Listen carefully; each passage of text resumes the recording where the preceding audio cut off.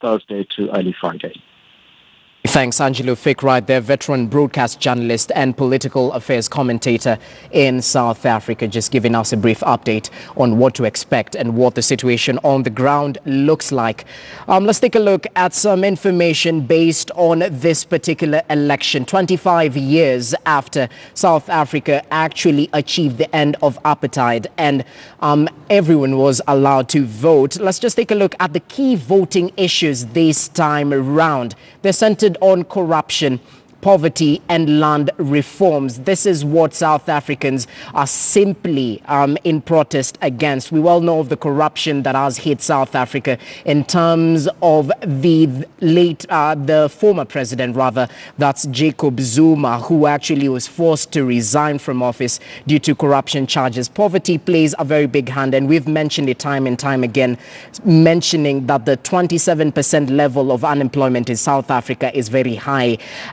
In terms of the election in figures, 26.76 million registered voters in South Africa as it stands right now, 55% of them being women voters. Keen to note, 6 million youth failed to register to vote in this particular election. Now, this is the growing dissident among the young population in South Africa due to the lack of flow of government facilities and resources, in terms of unemployment, in terms of job creation as well. This is some of the challenges they're facing. 48 parties in this particular ballot.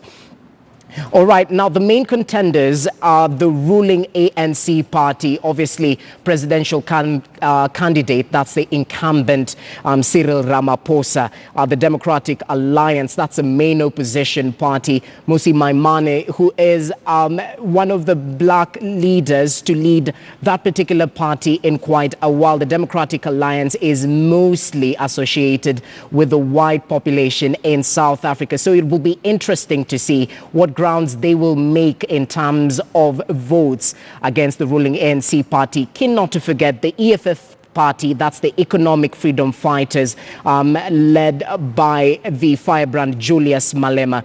Now, in terms of corruption, we have the Bosasa ANC 3 million bribe allegations. We also have the Zondo Commission, where former President Jacob Zuma was actually accused of colluding with the Gupta family.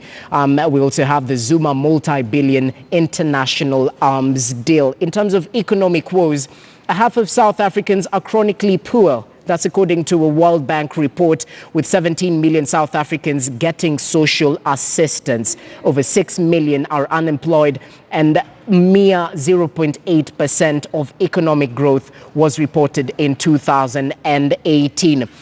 In the hot contentious land reforms issue, whites own 72% of the arable land.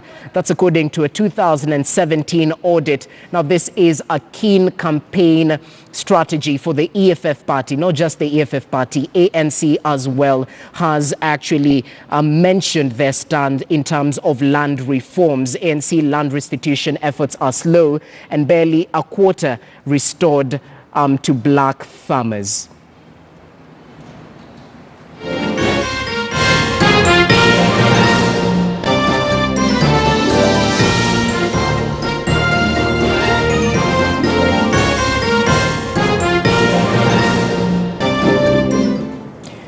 Now, before the general election, South African